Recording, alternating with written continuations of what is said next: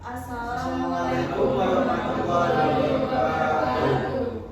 Di sini kami dari kelompok 7 akan mempresentasikan materi manajemen komunikasi interpersonal dalam kehidupan bermasyarakat maupun pribadi yang terjadi di era 4.0. Sebelumnya, perkenalkan, nama saya Isnani Sapika dengan NIM 253-200-385. Perkenalkan, nama saya Ferry Pratama dengan NIM 2532000391. Perkenalkan, nama saya Alwi Maksum dengan NIM 2532000393. Perkenalkan, nama saya Dinda Pradita Nawasi dengan NIM 2532000383. Perkenalkan, nama saya Muhammad Eksa Arifah dengan NIM 2532000387. Perkenalkan, nama saya Muhammad Rafiul Abdi dengan NIM 2532000389. Nah, sebelum kita masuk ke materi manajemen komunikasi personal, di sini kita akan membahas terlebih dahulu tentang telepon dan handphone. Sebelumnya ini sudah dijelaskan oleh beberapa kelompok yang sudah presentasi. Di sini saya akan menjelaskan kembali. Telepon adalah salah satu sarana komunikasi interpersonal yang berguna untuk menyampaikan audio atau pesan suara. Telepon beroperasi dengan menggunakan transmisi sinyal listrik dalam jaringan telepon. Karena penggunaan telepon ini sungguh bermanfaat, maka seiring perkembangan teknologi, ia semakin canggih pula sarana informasinya. Telepon yang dahulunya susah dibawa kemana-mana, memiliki kabel, berat, kini tergantikan oleh handphone. Telepon yang tidak menggunakan kabel atau antena sama sekali. Handphone hanya cukup di-charge baterainya dan dapat dibawa kemana-mana tanpa perlu bersusah payah. Tanpa harus memutar atau memencet angka, handphone sudah terdapat daftar kontak yang sudah disimpan sebelumnya. Jadi apabila kita perlu dengan seseorang, kita bisa langsung menelponnya tanpa harus mengingat nomor atau bahkan mencatat nomor tersebut di buku catatan yang berat. Handphone juga memudahkan kita dalam beraktivitas karena ia mudah dibawa kemana saja. Dan perkembangan handphone juga sangat pesat. Dahulu handphone memiliki bentuk yang besar, berat, memiliki antena. Namun sekarang hadir smartphone yang memiliki bentuk lebih tipis dan ringan, serta digunakan dengan mode touchscreen yang memiliki lebih banyak fitur yang membantu seseorang berkirim pesan atau berkomunikasi jarak jauh. Handphone juga tidak hanya digunakan untuk menyampaikan pesan suara saja, tetapi handphone juga lebih banyak digunakan untuk membuka media sosial dengan bantuan internet, sehingga muncul sebuah inovasi tentang handphone yang sekarang dijuluki dengan telepon pintar atau sering disebut dengan smartphone. Selain digunakan untuk berkomunikasi via suara, smartphone juga dapat digunakan untuk keperluan media sosial dan juga video call. Kemudian kita masuk ke pengertian manajemen komunikasi. Nah, sebelum saya menjelaskan tentang apa itu manajemen komunikasi, manajemen sendiri memiliki pengertian, yaitu ilmu yang diperuntukkan untuk menyelesaikan pekerjaan melalui suatu perencanaan, pengorganisasian, pengendalian, dan kepemimpinan. Sedangkan komunikasi berarti sebagai proses interaksi antar individu atau kelompok untuk saling berbagi informasi, baik menyampaikan atau mendapatkan informasi untuk terhubung ke dalam lingkungan orang lain. Nah, maka pengertian manajemen komunikasi adalah kombinasi perpaduan konsep antara komunikasi dengan teori manajemen yang diaplikasikan dalam setting komunikasi. Nah, pengertiannya sendiri itu di sini ada proses timbal balik untuk memberi, memujuk, dan memberikan perintah dari suatu informasi kepada orang lain, serta merupakan tuntutan untuk menjembatani teoretisi komunikasi dan praktisi komunikasi. Lalu ada beberapa pengertian manajemen komunikasi menurut beberapa ahli. Di sini akan dijelaskan oleh Ferry. Jadi komunikasi manajemen menurut para ahli. Yang pertama adalah Michel Kaye pada tahun 1994, yang artinya yang apabila diartikan dalam bahasa Indonesia adalah bagaimana cara orang mengatur proses komunikasinya dengan orang lain dalam ruang lingkup komunikasi. Jadi maksudnya itu adalah manajemen komunikasi merupakan kemampuan individu dalam mengelola proses komunikasi berdasarkan pemahaman hubungan sosial baik dalam konteks pribadi maupun profesional. Yang kedua, Clark Yuan pada tahun 1999. Menurut dia, manajemen komunikasi merupakan proses yang menggunakan berbagai macam sumber daya komunikasi dengan cara terpadu melalui tahap perencanaan, pengorganisasian, pelaksanaan, dan pengontrolan berbagai unsur terkait dengan tujuan untuk mencapai tujuan bersama yang telah ditetapkan. Terus yang ketiga, Antarvenus.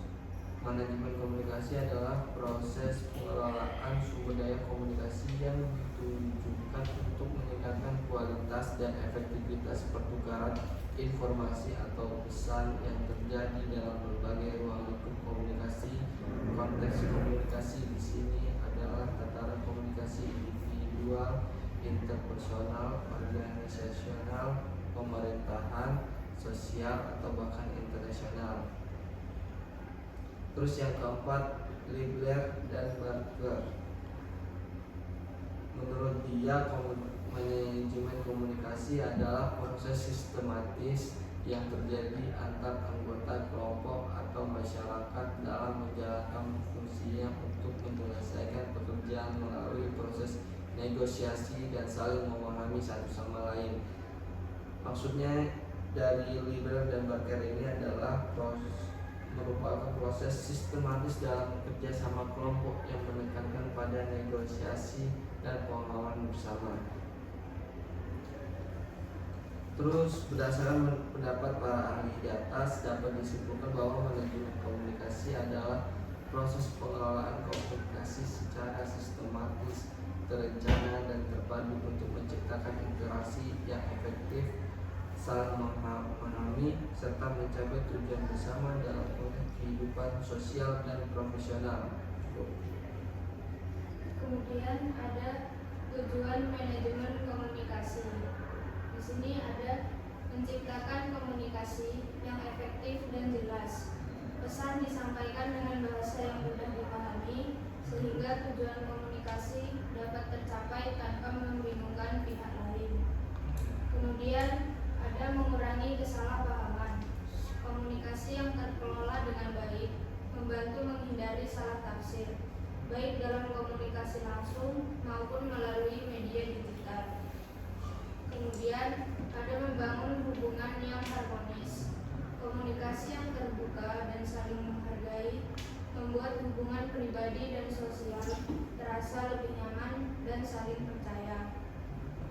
Kemudian ada mengelola perbedaan dan mencegah konflik.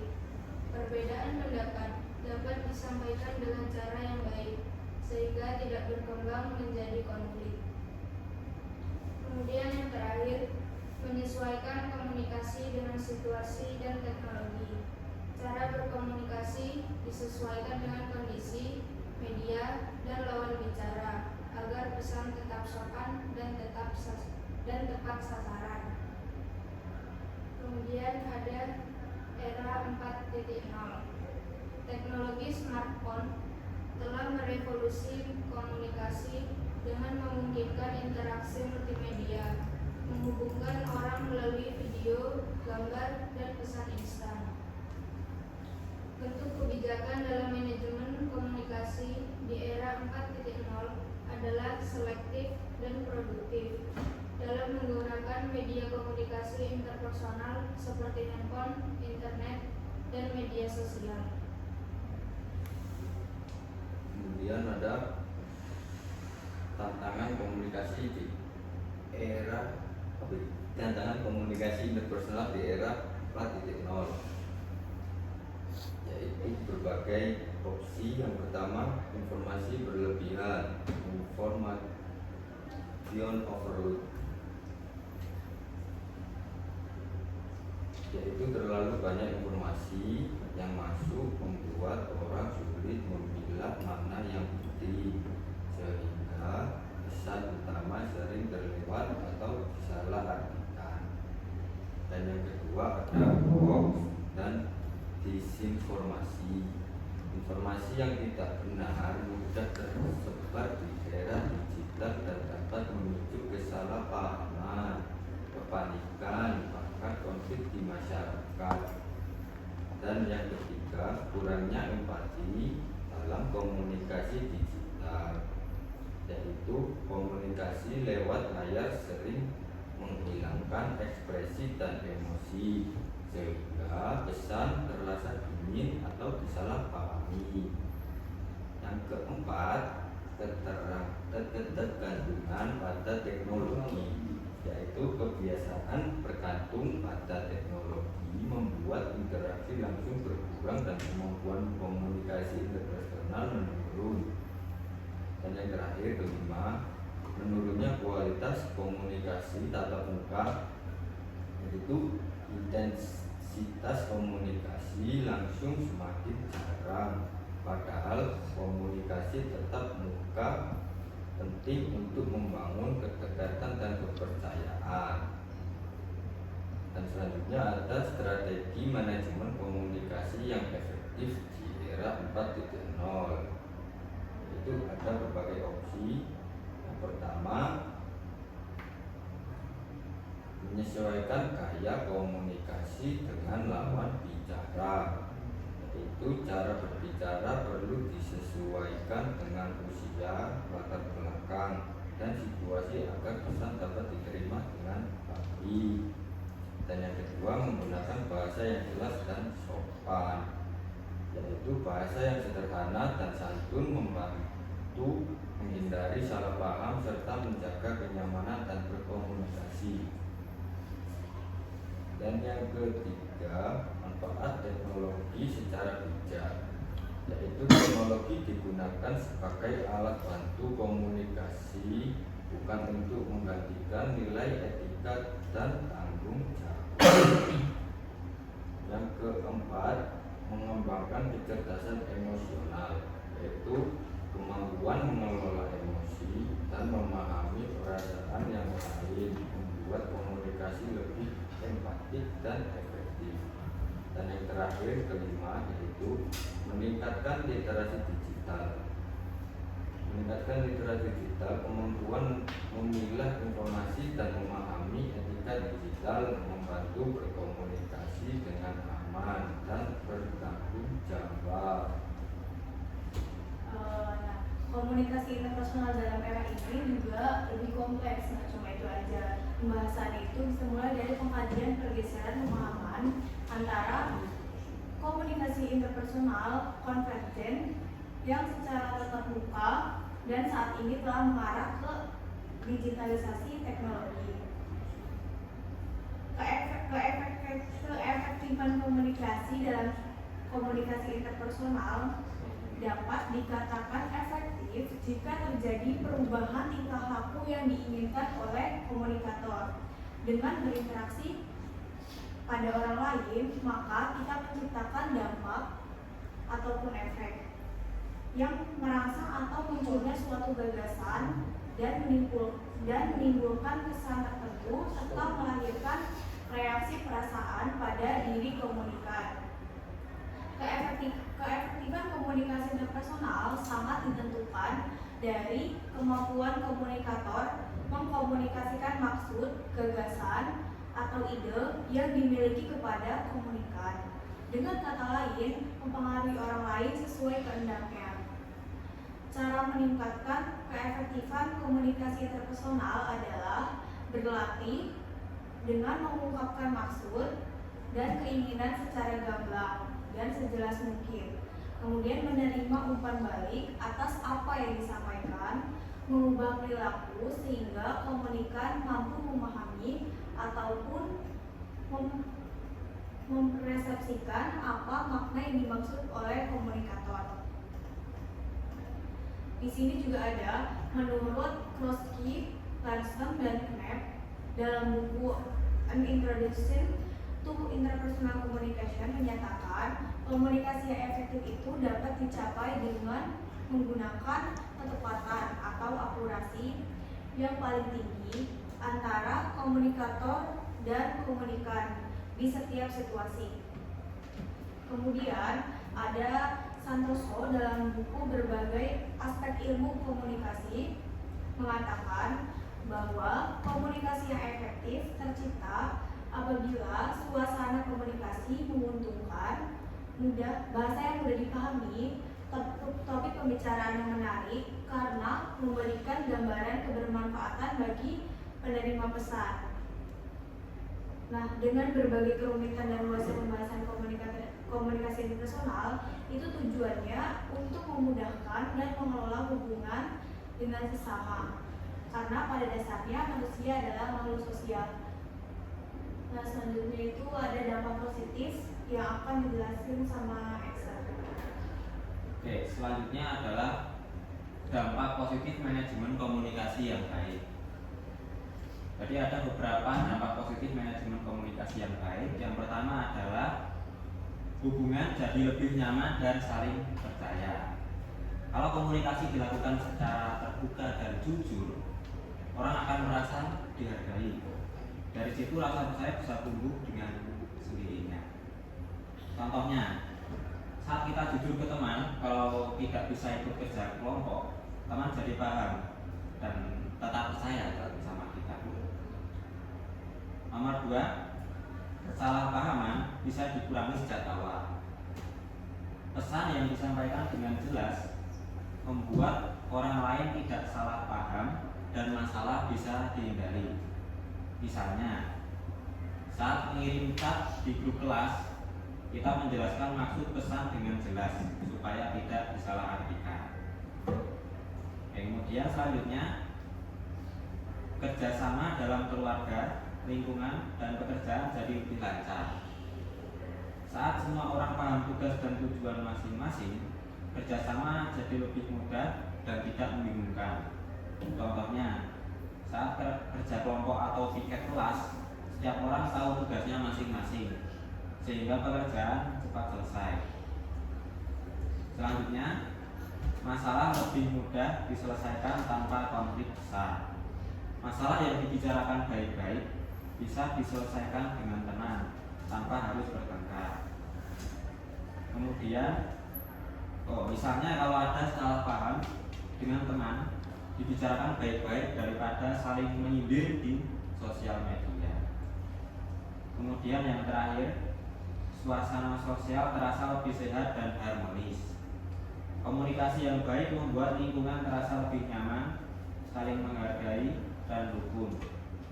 Contohnya, saling menyapa, menghargai pendapat teman, dan tidak berkata kasar, membuat lingkungan sekolah jadi lebih nyaman.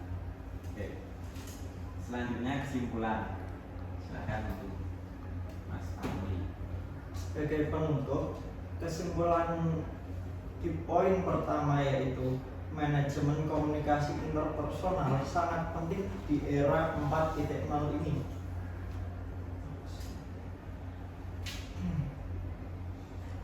Sangat penting karena apa?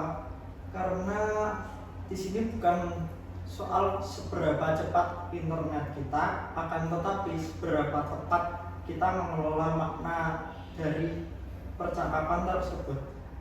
Di era 4.0 ini, komunikasi pribadi maupun bermasyarakat menuntut kita untuk menjadi lebih cerdas dalam memfilter informasi dan lebih bijak dalam beretika digital.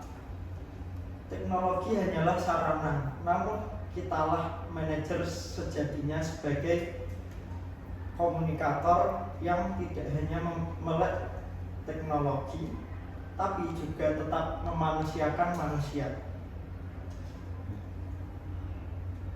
Kalau dulu orang tua kita bicara lewat telepon kabel dengan segala keterbatasannya, sekarang kita bisa melihat wajah lawan bicara kita di bagian manapun. Namun kemudahan ini seringkali membuat kita lupa akan etika dan ketepatan pesan. Manajemen komunikasi interpersonal mengingatkan kita bahwa komunikasi yang berhasil adalah ketika tidak ada lagi salah paham antara seperti saya dengan lawan bicara. Jadi mari kita kelola setiap interaksi kita dengan baik, hindari provokasi, dan jadikan internet sebagai jembatan untuk mempererat silaturahmi, bukan tembok yang memisahkan kita meskipun duduk berdampingan. Lalu di poin selanjutnya, teknologi hanya menjadi alat bukan sebagai pengganti nilai kemanusiaan. Karena apa? Alat hanyalah sebuah alat yang tidak memiliki nilai kemanusiaan. Sebuah alat tidak dapat menggantikan manusia karena alat tidak memiliki hati atau perasaan yang mempunyai kepekaan. Dan di poin terakhir yaitu komunikasi yang efektif menciptakan hubungan pribadi dan sosial yang sehat. Seperti yang saya katakan tadi, kita itu memiliki kemudahan, tapi jangan sampai salah paham. Jadi berpintar-pintarlah memilih kata-kata. Jangan sampai lawan bicara kita salah paham. Sekiranya itu presentasi dari kami. Mohon maaf jika dalam presentasi ini ada salah kata ataupun banyak kurangnya. Sekian dari kami. Terima kasih. Wassalamualaikum warahmatullahi wabarakatuh.